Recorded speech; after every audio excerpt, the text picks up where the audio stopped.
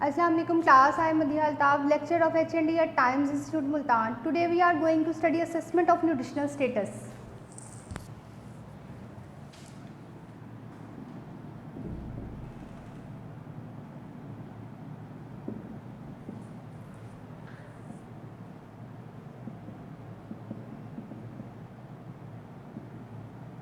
Assessment of nutritional status में जो है वो हम लोगों ने काफ़ी सारे टॉपिक स्टडी कर लिए थे, जिसमें से बेसिकली जो हम अभी देख लेते हैं, गो थ्रू कर लेते हैं थोड़ा सा कि हमने असेसमेंट ऑफ न्यूट्रिशनल स्टेटस में जो है अब तक कौन कौन से टॉपिक्स जो है वो स्टडी कर लिए और कौन से टॉपिक हमारे थोड़े से रिमेनिंग है। Nutrient analysis and food composition table हम लोगों ने स्टडी किया था, जिसमें हम लोगों ने ये स्टडी किया था कि फूड की कंपोजिशन क्या होती है, केमिकल कंपोजिशन क्या है, इसमें कौन कौन से न्यूट्रिएंट्स हमारे पास अवेलेबल हैं, और हम लोगों ने ये स्टडी किया था कि किस एज ग्रुप के लिए कौन कौन से न्यूट्रिएंट्स जो है वो कितनी क्वांटिटी में हेल्पफुल होते हैं, और फूड कंपोजिशन टेबल किस तरह से हमारा फूड चॉइसेस में रोल प्ले करता है। और फूड कंपोजिशन टेबल के थ्रू जो है वो हम ये डिसाइड करते हैं कि अगर हमें किसी भी टाइप की फूड एलर्जी है या मतलब हमारी कि कौन सी डाइट में कितनी कैलोरीज प्रेजेंट है, फूड कंपोजिशन टेबल से उसकी केमिकल कंपोजिशन देख के हम लोग ये डिसाइड करेंगे कि हमने कौन सी फूड अपनी डाइट में कंज्यूम करनी है और कौन सी फूड डाइट में कंज्यूम नहीं करनी। उसके बाद डाइटरी गाइडलाइंस हम लोगों ने देखी थी कि general dietary guidelines for healthy individual क्या होती है, किस तरह से आपने कौन कौन से न्यूट्रिएंट्स कितनी कितनी क्वांटिटी में लेने हैं, माइक्रो न्यूट्रिएंट मैक्रो न्यूट्रिएंट्स हम लोगों ने देखे कि कौन कौन से होते हैं। और उसके बाद हम लोगों ने ये देखा कि फिजिकल एक्टिविटी की या लाइफस्टाइल मॉडिफिकेशन की हमारी बॉडी में क्या रोल है और किस तरह से वो हमें डिजीज़ प्रिवेंशन में हेल्प आउट करता है। देन हम लोगों ने ये देखा कि dietary standard and history guidelines देखी कि डाइटरी स्टैंडर्ड मतलब पास्ट में कौन कौन से स्टैंडर्ड थे, देन किस तरह से वो डेवलप होते होते जो है वो माई प्लेट पे, माई पायरामिड से माई प्लेट पे आए, माई प्लेट से जो है वो फिर पोर्शन साइज किस तरह से डिवाइड हुआ, और कौन कौन से बेसिकली जो है वो फूड ग्रुप थे जो कि हमारे ब्रेकफास्ट में या हमारी प्लेट में होना ज़रूरी होते हैं। देन उसके बाद हम लोगों ने थोड़ा सा फूड लेबल्स पे डिस्कस किया था। फूड लेबल्स पे हमने ये डिस्कस किया था कि आमतौर पे जो है वो लेबल्स हमें क्या क्या बेनिफिट देते हैं, किस तरह से जो कंपनीज हमारे मतलब लेबल्स लगाती हैं तो हम किस तरह से वो लेबल हमारे बेनिफिशियल होते हैं और हम उसको पढ़ के जो है वो अपनी डाइट को बेटर कर सकते हैं, अपनी लाइफस्टाइल को बेटर कर सकते हैं, और कौन कौन सी हमारी फूड मतलब मार्केट में जो है वो हमारे पास कौन कौन सी टाइप की फूड या फार्मूला फूड अवेलेबल है, उसमें कौन कौन से न्यूट्रिशनल कंपोजिशन उसकी क्या क्या है वो हम फूड लेबल से पढ़ लेते हैं। फिर हेल्थ क्लेम्स भी हम लोगों ने ये पढ़ा कि अगर हम कोई फूड लेबल्स लगाना चाह रहे हैं अपनी प्रोडक्ट के पीछे तो हम लोगों ने किस किस टाइप के जो है वो हेल्थ क्लेम करने हैं, हेल्थ क्लेम की कौन कौन सी टाइप होती हैं, न्यूट्रिशनल होते हैं, हेल्थ क्लेम होते हैं, मतलब डाइटरी सप्लीमेंट्स के पीछे जो हम क्लेम करते हैं वो किस किस टाइप के क्लेम हैं और किस तरह से FDA या FAO जो है वो उसको एक्सेप्ट करती है, कौन कौन सा डाइटरी क्लेम अगर हम अपनी प्रोडक्ट पे लगाएं तो वो एक्सेप्टेबल होगा और कौन सा नहीं होगा। और अगर हेल्थ क्लेम कोई हम कर रहे हैं मार्केट में, जैसे कोई भी मतलब मेडिसिन कंपनी करती है या कोई भी फूड कंपनी अगर कोई हेल्थ क्लेम करती है तो किस तरह से जो है वो हेल्थ क्लेम हमारी डाइट पे असरअंदाज होगा। और मतलब हम अगर कोई क्लेम करना चाहें कि ये एक उसने जो मतलब स्पेसिफिक स्टेटमेंट यूज़ की है अपने प्रोडक्ट के बारे में तो वो रॉन्ग है या फॉल्स है, तो हम किस तरह से मतलब क्या उसके पीछे इक़दामात होंगे जो हम फॉलो करेंगे। Then nutritional assessment for an individual हम लोगों ने पढ़ी थी कि इंडिविजुअल की अगर न्यूट्रिशनल असेसमेंट करनी है तो किस तरह करनी है, और ग्रुप असेसमेंट करनी है तो किस तरह करनी है, किस तरह से जो मेथड है ABCD उसको फॉलो करते हुए फर्दर जो है हम उसकी असेसमेंट करते हैं।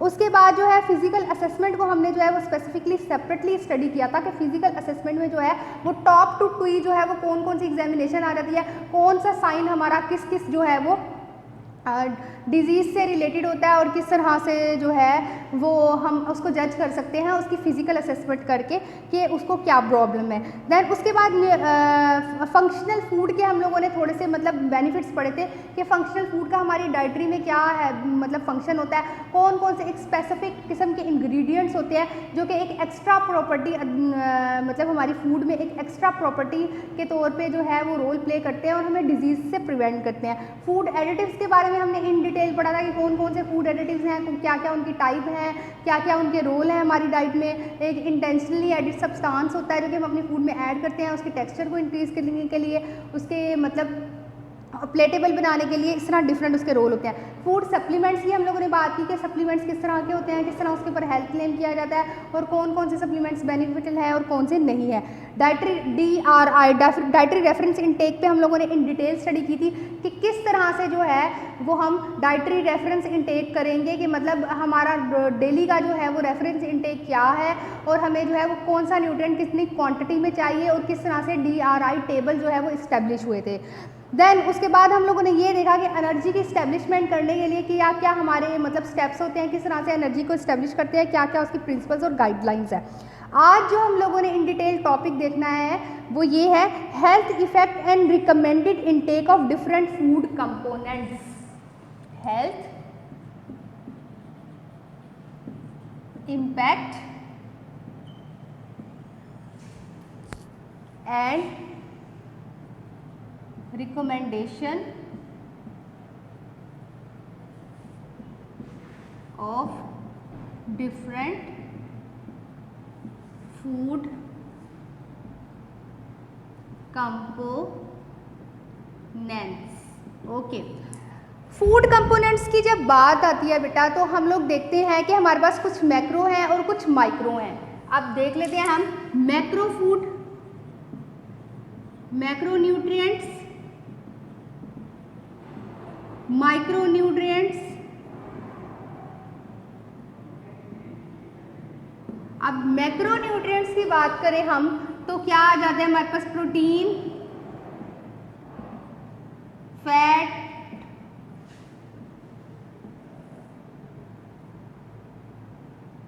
कार्बोहाइड्रेट्स,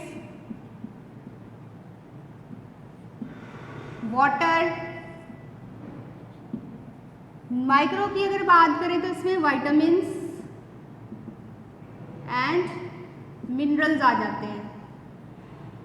अगर हम उसको और डिटेल देखें तो विटामिन्स में भी जो है वो मैक्रो होते हैं और विटामिन्स में मैक्रो या माइक्रो नहीं होते।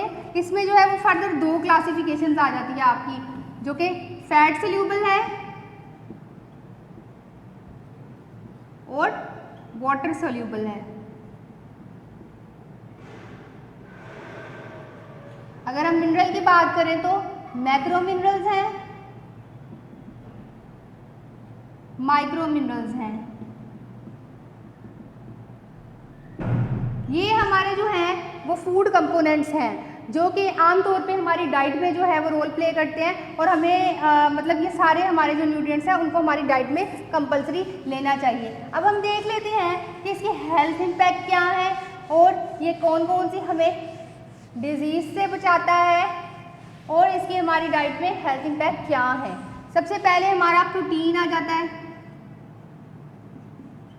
प्रोटीन की रिकमेंडेशन हमारी क्या होती है, 0.8 ग्राम पर KG body weight. Okay, then अब उसके बाद प्रोटीन हमारी बॉडी में जो जो रोल प्ले करता है, मेजर रोल हमारे क्या है, ग्रोथ में, growth maintenance, blood clotting,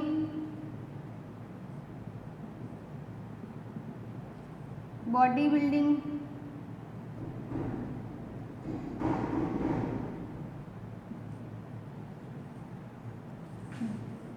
digestion में हेल्प आउट करेगा। इसके अलावा हेयर ग्रोथ और इसके अलावा नेल्स ग्रोथ में भी इसका रोल है।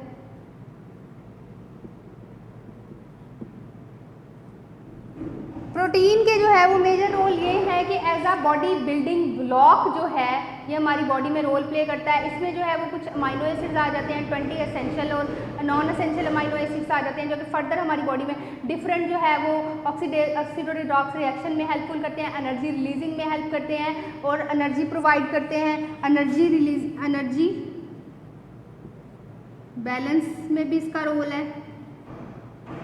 इसके अलावा अगर हम देखें तो हमें जो जनरली जो है वो प्रोटीन से हमें कैलोरीज मिलती हैं वो है 4 ग्राम 1 ग्राम जो है 1 ग्राम प्रोटीन हमें 4 किलो कैलोरीज प्रोवाइड करता है। कैलोरीज जो हमें प्रोवाइड करेगा 1 gram is equal to 4 kilo calories, ये हमें प्रोवाइड करेगा। अच्छा, अगर डेफिशिएंसी हो जाती है इन केस हमारी बॉडी में प्रोटीन की, तो सबसे पहले क्या होगा, ग्रोथ रिटार्डेशन हो जाएगी।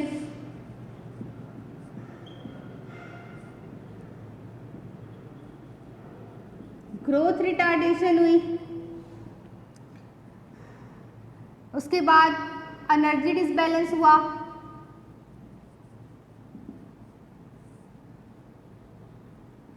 Protein energy mail nutrition,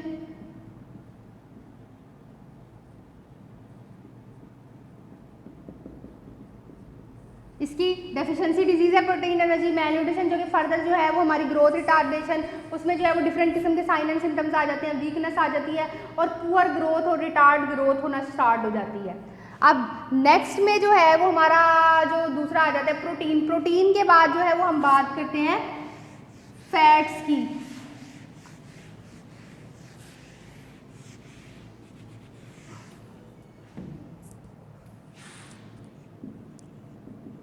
fats provide करते हैं हमें। फैट्स जो है वो अप्रोक्सीमेटली हमारी डाइट का 30 to 35% होना चाहिए, ठीक है। उसके बाद जो है ये 1 gram of fat is equal to होते हैं 9 kilo calories. Okay, then next ये है कि अगर फैट की हमारी बॉडी में डाइजेशन, मतलब फैट हमारे डाइजेशन में हेल्प करते हैं, रोल जो हमारी बॉडी में प्ले करते हैं डाइजेशन, उसके बाद डाइजेशन एब्जॉर्प्शन में हेल्प करेंगे। फर्दर मोर जो है वो हमारी डाइट को प्लेटेबल बनाएंगे, टेस्ट प्रोवाइड करेंगे। इसके अलावा जो है वो हमारे जो है वो एनर्जी प्रोवाइड करते हैं।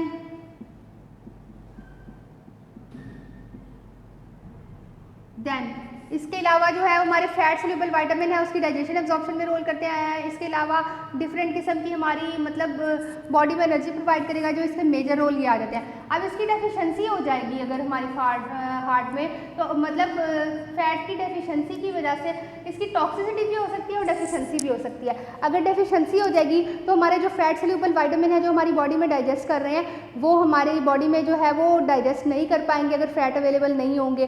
तो दूसरा जो है वो हमारे जीआईटी ट्रैक को डिस्टर्बेंस करेंगे।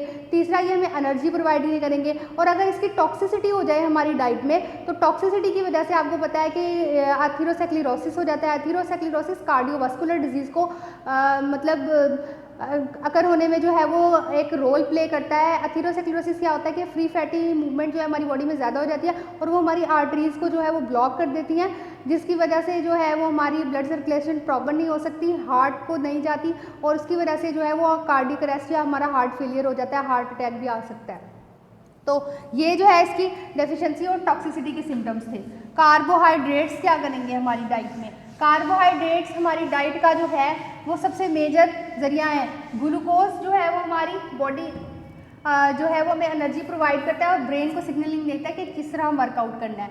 कार्बोहाइड्रेट्स की अगर हम रिकमेंडेशन की बात करें तो 45 to 65% कार्बोहाइड्रेट डेली हमारी डाइट का हिस्सा होने चाहिए और 1 ग्राम ऑफ कार्बोहाइड्रेट हमें 4 किलो कैलोरीज प्रोवाइड करता है। कार्बोहाइड्रेट जो है वो हमारी बॉडी में क्या करते हैं, एनर्जी प्रोवाइड करते हैं, हेल्प इन डाइजेशन,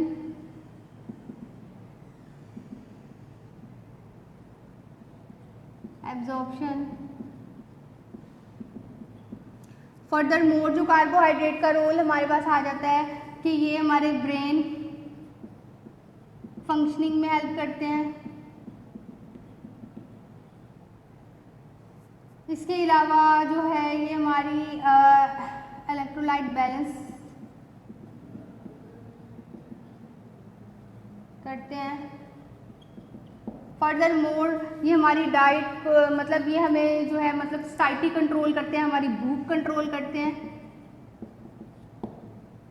अच्छा, अब अगर इसकी डेफिशिएंसी हो जाएगी कार्बोहाइड्रेट की तो हाइपोग्लाइसेमिया हो जाएगा, शुगर लेवल लो होगा, उसकी वजह से क्या होगी, वीकनेस होगी, ब्रेन को एनर्जी नहीं जा रही और फर्दर हमारी बॉडी की मूवमेंट डिस्टर्ब होगी, टायर्डनेस, डेजीनेस और डिफरेंट किस्म के हमारी बॉडी के सिम्टम्स आना स्टार्ट हो जाएंगे।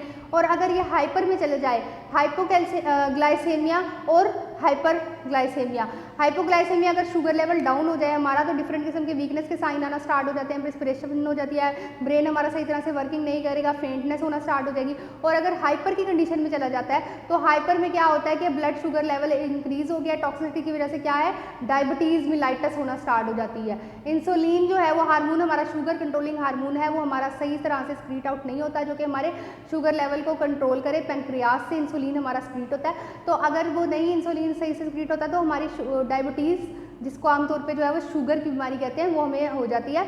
और वो कार्बोहाइड्रेट की जो है वो टॉक्सिसिटी होने की वजह से मोस्टली हो जाती है कि हमारी बॉडी में जो है वो कार्बोहाइड्रेट की ज़्यादती हो जाती है, उसकी वजह से डायबिटीज़ मिलाइटस हो जाती है।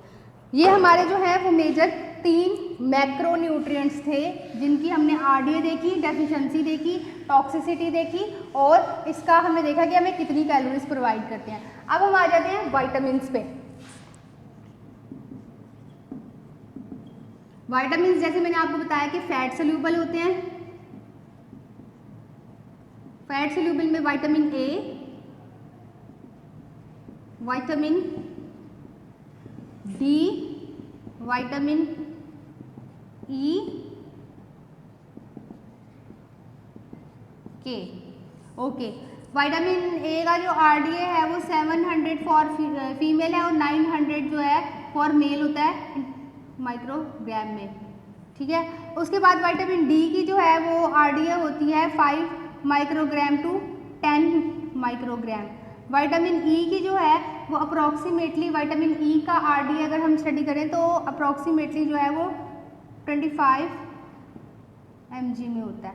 विटामिन के भी जो है वो हमारी डाइट में जो है वो अप्रॉक्सीमेटली जो है वो 20 to 25 mg ही होता है अगर हम देखें तो। इसको एक दफ़ा जो है वो हम थोड़ा सा कंफर्म कर लेते हैं कि विटामिन के का आरडीए हमारी बॉडी में क्या होता है। विटामिन के जो है उसको हम एक दफ़ा जो है वो थोड़ा सा कंफर्म कर लेते हैं कि विटामिन के का आरडीए क्या है।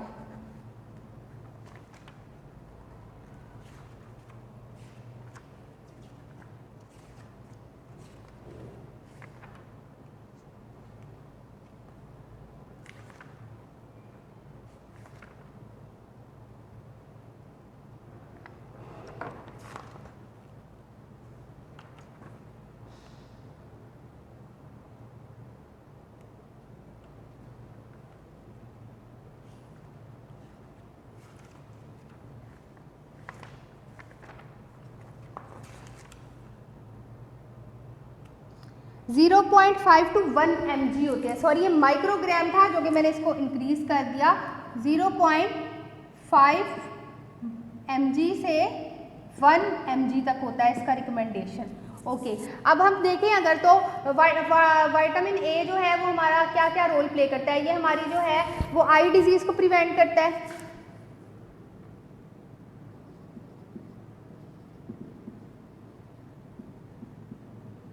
As a antioxidant. ये हमारी डाइट में एज अ एंटीऑक्सीडेंट होता है, फ्री रेडिकल मूवमेंट को रोकेगा।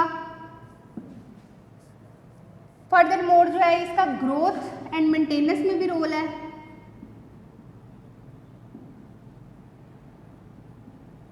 और जो है इसके अलावा जो है अगर इसकी डेफिशिएंसी विटामिन ई की हो जाए हमारी डाइट में ए की, तो उसकी वजह से क्या होता है, जीरोपैथेलमिया,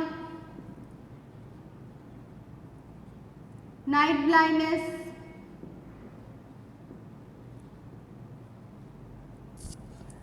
जीरोपैथेलमिया, नाइट ब्लाइंडनेस और इसके अलावा जो है वो ड्राइनेस ऑफ कॉर्निया, ये जो है इसकी आई डिजीज़ है जो कि आमतौर पे जो है विटामिन ए की डेफिशिएंसी की वजह से हो जाती है। विटामिन डी क्या करता है, बोन डेवलपमेंट में हेल्प करता है, कैल्शियम एब्जॉर्प्शन में हेल्प करता है। और अगर इसकी डेफिशिएंसी हो जाती है विटामिन डी की तो क्या हो जाता है, डेफिशिएंसी डिजीज़ की जो है वो टेटनी, ऑस्टियोपोरोसिस, ऑस्टियोमलेशिया, ये इसकी डेफिशिएंसी डिजीज है।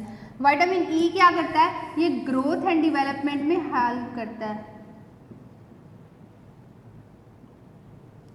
फीटस ग्रोथ की खास तौर पे इसमें आप बात आ जाती है कि ड्यूरिंग प्रेगनेंसी जो है ये फीटस ग्रोथ की डेवलपमेंट में जो है वो हेल्प करता है। इन केस अगर विटामिन ई की डेफिशिएंसी हो जाए तो इसको एंटी फर्टिलिटी विटामिन भी कहते हैं कि अगर विटामिन ई की जो है वो डेफिशिएंसी हो जाती है तो मतलब बर्थ डिफेक्ट्स आना स्टार्ट हो जाते हैं या मतलब अबॉर्शंस और इसमें वो आ जाता है और birth defects. Okay, then vitamin K जो है, विटामिन के का मेजर रोल है ब्लड क्लोटिंग।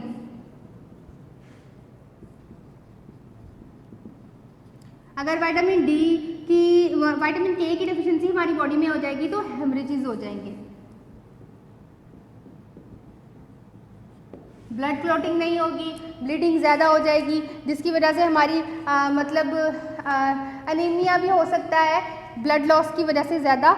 और दूसरा ये है कि आयरन की ज़ाहिर एब्जॉर्प्शन में जो है वो कमी आ जाएगी।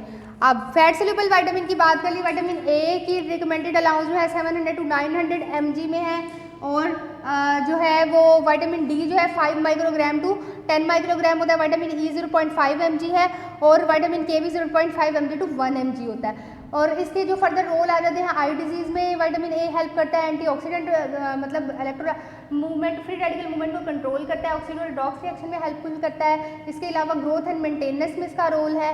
देन विटामिन डी जो है वो बोन डेवलपमेंट करता है, कैल्शियम की एब्जॉर्प्शन में हेल्प करता है। देन विटामिन ई जो है वो ग्रोथ एंड फिटनेस ग्रोथ में हेल्पफुल होता है। विटामिन के ब्लड क्लोटिंग में रोल प्ले करता है। देन उसके बाद वाटर सोल्यूबल की बात आ जाती है। वाटर सोल्यूबल विटामिन होते हैं, बी विटामिन होते हैं और बी विटामिन और विटामिन सी आमतौर पे जो है वो हमारे होते हैं। बी विटामिन की अगर बात करें, B1 thiamine, B2 riboflavin, B3 नायासिन, B5 pantothenic acid biotin, sorry B5 जो है वो हमारा तकरीबन वो B5 जो है मेरे ख्याल में पेंटोथेनिक एसिड और B6 होता है। देन B7 बायोटीन होता है, B9 हमारा फोलिक एसिड होता है, B12 हमारा होता है कोबालामाइन। देन उसके बाद विटामिन सी आ जाता है। ये हमारे जो है वो वाटर सोल्यूबल विटामिन है। B1 B2 B3 ये जनरली जो है इनकी रिकमेंडेशन हमारे पास होती है वो 1.1 से लेके 1.3 mg तक होती है। और इसका हमारी बॉडी में क्या रोल होता है, ये एनर्जी रिलीजिंग में हेल्प करते हैं, ऑक्सीडो रिडॉक्स रिएक्शंस में हेल्प करते हैं, एज अ कोएंजाइम एक्ट करते हैं और हमारी बॉडी में जो है वो प्रोटीन मेटाबॉलिज्म, फैट मेटाबॉलिज्म में डिफरेंट मतलब TCA साइकिल में और ग्लूकोज की सिंथेसिस वगैरह में हेल्प आउट। उसके बाद जो है वो वाटर सोल्यूबल विटामिन आ जाते हैं। वाटर सोल्यूबल 1 में मैंने आपको बताया कि B1 होता है, B2 होता है, B3 B5 B6 B7 B9 B12 और फर्दर जो है वो इसकी मतलब डिटेल जो है वो हम नेक्स्ट मतलब आपके लेक्चर में कंटिन्यू कर लेंगे, जिसमें हम ये देख लेंगे कि माइक्रो और मैक्रो हमारे मिनरल्स कौन कौन से होते हैं, वो हमारी डाइट में क्या रोल प्ले करते हैं और वाटर सोल्यूबल विटामिन्स का हमारी डाइट में क्या रोल प्ले है और क्या इसकी डेफिशिएंसी की वजह से हमें कौन कौन सी जो है वो डेफिशिएंसी सिम्टम्स आना स्टार्ट हो जाते हैं। आज का आपका लेक्चर जो है वो यहीं पे स्टॉप करते हैं। Thank you so much. अल्लाह हाफिज़।